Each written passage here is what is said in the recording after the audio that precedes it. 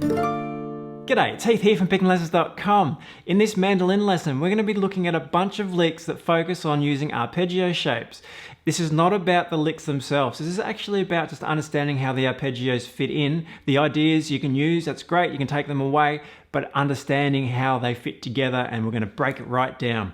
This is a follow-up lesson to the last lesson of pickandlessons.com, Mandolin Arpeggios 101. So I'd encourage you to get to know those shapes in that lesson. We went through major and minor open position shapes. We had a look at movable shapes, also including the major and minor sevenths and the dominant seventh as well. In this lesson, we're using some of those shapes, focusing more on the movable portion of them. That way we can unpackage it, understand what we're using, and then you can reapply it over any chord in any key. So pickandlessons.com, you've got to get to the chart we're working from. In a moment, we're going to take a look at the first 3 licks here, but at pickandlessons.com, you better follow up and get the rest of those licks. We'll break them right down and we'll analyze them and talk about what we're doing. Okay, so let's start out. Firstly, we're in the key of D minor, so basically our chord progression, we're playing over chords like a D minor, a G minor, we've got an A7 in there as well. What else do we have? A B flat. And then that's about it. There's an A chord there, a straight A. So we'll look at those arpeggios as we go through. Well, we look at the ideas against those chords using the arpeggios as we go through. Let's start out with these first 3 licks here just to get us started. We're going to unpack them as we go. So firstly, the D minor chord. We're playing initially this double stop. This double stop consists of 2 notes of the arpeggio, of course. It's a 2-note chord. So our first and second fingers perhaps they're holding those notes. And that D there's our root note, and there's the 5th. So remember the minor chord has the 1, flat 3 and 5 intervals. So there's our 1, there's our 5. We're going to use that flat 3 there as well in this lick. So here's the lick. So a really nice, straightforward lick using the arpeggio notes, no passing notes. 1, 2, 3, and 4, and done. You can unpackage that however you like, play the rhythm in lots of different ways, but the idea is based on the arpeggio. So there we have those arpeggio notes. Double stop, 1, flat 3, 1, 5. You don't need the double stop there. You can just use those notes. Straight arpeggio notes, works great. D minor chord playing in the background, that'll sound cool. So there's that first lick. Very simple idea. Double stop with a bit of tremolo into the notes of the arpeggio, nothing fancy. Let's move into the next lick. We're still over a D minor chord here.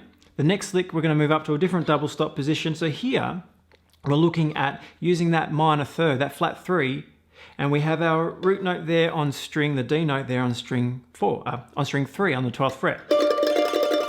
So that's our next double stop position there, using those arpeggio notes, the 2 notes there for our double stop. We're going to use this passing note there, that B note, to get back into our arpeggio. So our 2 notes there from the D minor arpeggio, passing note. So this lick,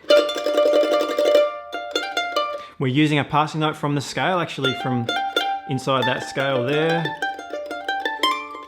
which is just a pentatonic scale, you could look at it that way, but we're using our arpeggio, starting with a double stop, focusing on that minor third, so we're not spending very long on that passing note, back to the root note there on string 3, the D.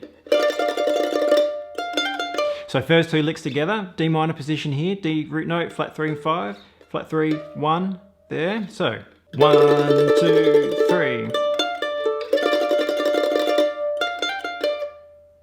1, 2, 3, 4.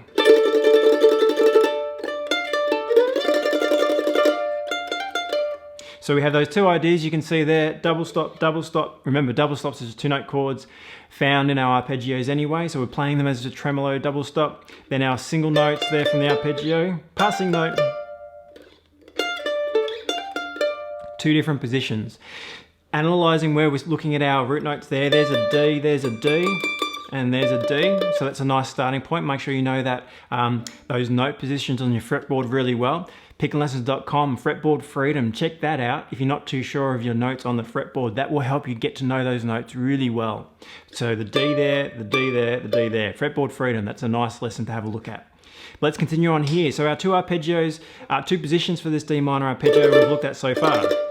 Now the next chord that we're looking at to play over is the G minor. Now the G minor arpeggio, we're going to come out of the D minor here. G minor we have here under our fingers. So we're going to start with a double stop here, the G, the 1, the 5, there's our double stop we're going to start with. Then we're going to run into this arpeggio.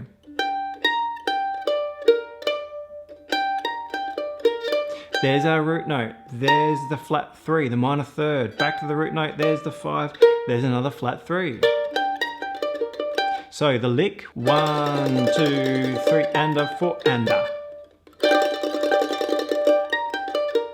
There's those notes there, under those fingers for that G minor position. There's your G on string 2, fret 10.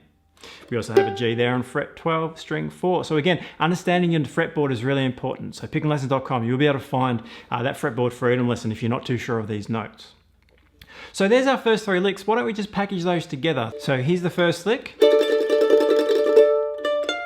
Second lick. G minor.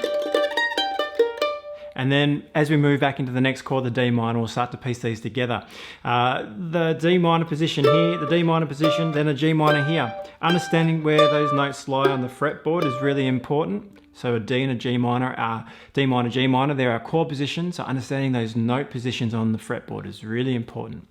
So if you head to pickinglessons.com, you'll be able to get this tablature for a start that we're working from. This tab, the notations on there as well. We're going to break down these licks from the beginning of this lesson that I played. So a bunch of different ideas. So that was the first 3 licks over the first 3 measures.